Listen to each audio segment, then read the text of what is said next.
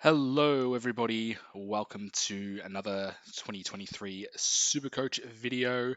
Now that the practice games are done, or the first week of practice games, non-official ones, thought I'd give you an update on my team. Yeah, a bit late. They did finish a few days ago, but sorry, I was a little bit crook. I think it might have been from watching some of the camera work. I think it made me, sick and knocked me out for a couple of days. But anyway, enough of that. Let's go through the team from the backs. I got Tom Stewart. Playing like a halfback role. He's like I said last video, many ways to score, taking kickouts, and they'll look for him as well, intercept marks, etc. So I'm considering not starting him, maybe having like a day cost instead for 100,000 cheaper, because I'm pretty sure at some stage he'll come down in price. But yeah, we'll see. Like I'll say about most of these picks, we'll watch the next round of practice games. Okay, Jordan Ridley, yep, I was happy with his role, taking kickouts, playing on from kickouts, intercept marks, and he's someone that they'll look for because he's one of the better kicks in the team. Elliot Yeo, yep, he looked good, playing midfield, playing half back. I think he should be a lock in everyone's team. Ginby, 171k. He's still not sure about him. Not sure if I want a 171k player, but we'll just keep him for now and watch him in the next game. Charlie Constable, he had a good role. Took some kickouts, I believe. I think they were looking for him off half back. Um, so we'll, again, watch him this week. Lucky Cowan, same thing. He did well in playing practice game against Collingwood. So we'll see how it goes this week. Also, I'm repeating myself. Weddle, I don't think he was that great. Played like a wing role, but I'm sure he'll get plenty of opportunity. Monitor him this week, and Darcy Wilmot played on a wing also for Brisbane Lions. Did well, and he should be best 22, I think. All right, onto the midfield. Clayton Oliver, he's my captain option. Um, 700k. I can only fit one of him or Laird, I believe. And so I've gone with Oliver. Bontempelli, still think he is a value pick. And chose him over McRae because I think McRae might be, did he play on a half forward flank in their intra club? An intra club where they have two sets of midfields? I'm not sure. And he's still playing. Anyway, Darcy Parish, 610k. Uh, you got a lot of the ball from what I can see because I think that Gold Coast Essendon game was the worst of the of the cameraman or the iPhone man or his Nokia 3210, whatever he was recording on. So I'm tossing up between Parish or Jack Steele, who's 604k, so 6k cheaper. But we'll see after the last practice game.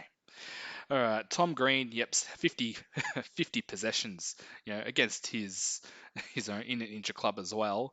But it looks like he's ready for a big year. All right, Tom Mitchell, I'm sort of not sure about Tom Mitchell. Not sure if Collingwood's game style will suit him. But we'll get actual stats of a bit more of a proper practice game uh, this weekend. And if I don't like him, I'm thinking of even going to like a Dom Sheed or for what is it, about 200k cheaper, and using that cash elsewhere. Hopper, Ashcroft, Phillips. Not sure if I really need to speak too much about them. I'm pretty sure most people would be having their mid 5 to 8, or sorry, 6 to 8 as that setup. Judd McVee impressed against who they play, St Kilda, and playing that half back role. If Salem's going to be out for a while, so will he get a game? Still not 100% sure, but he has that defender swing, so we can swing him like with Constable or Jinby if needed. Oscar Baker, should play for the Bulldogs on a wing, and sorry, I won't make any bad jokes about his. And Drury, still not sold on him, but I don't even think he played. I don't believe, but yeah, we'll keep an eye out on that. All right, to the rucks. Now, well, I keep doing that every time. All right, no, down, down, down, down. All right, so onto the rucks. We've got Marshall. He should be a lock. I think he's about the. Oh, they've got Max Heath, but they're only. He's their only decent ruck. Because I'm not counting Tom Campbell. Surely no, we don't. Sorry, Tom. Scott Lysette.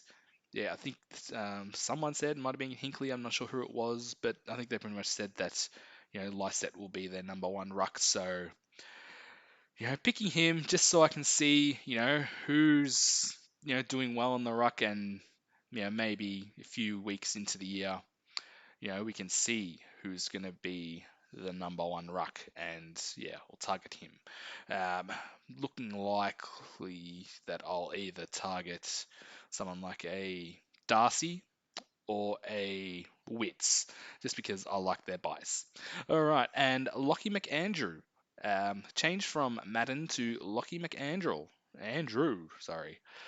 Ruck forward, 123k.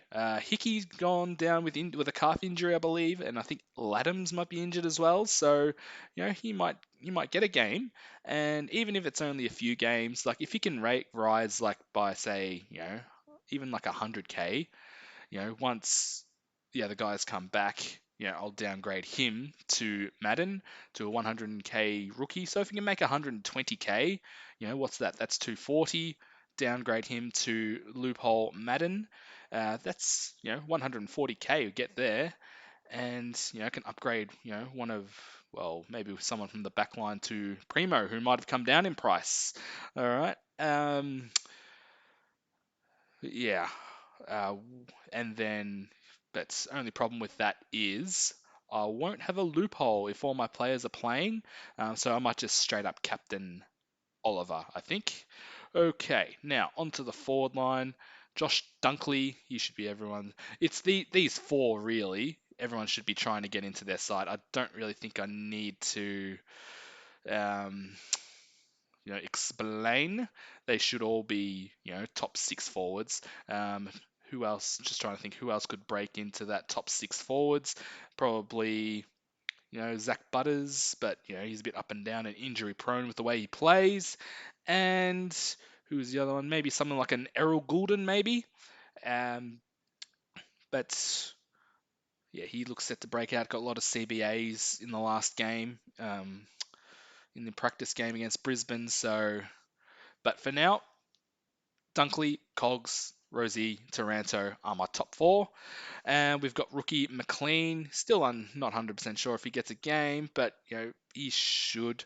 And at F6, Ratagalia, 174k, is playing as an intercept defender. Took a lot of intercept marks against Hawthorn, but it was Hawthorn, so you know, and it was that game was looked like boys playing against men. Um, best list versus the worst list in the comp. So, of course he's going to look good. But we'll watch him this week. And, just news with that Jack Henry will be out with, I think he has something wrong with his foot. So that might help Radigalia stay in the side. Yeah, so hopefully he can stay in for a few weeks and make us some cash. Fergus Green had a good day. He scored a few goals against, Geelong. So, yeah, I'll stick him on my bench, I believe. And Aaron Davey, Alwyn Davey, forward mid, 117. Did pretty well in the pracky game against Gold Coast. And yeah, so that's my team. Just with the forwards, I'm saving one spot here for someone, a midfielder who may get forward eligibility after round 6. Someone like, will Bevo, play. Bevo could play Jack McRae as a forward pocket or something. He'd do something like that.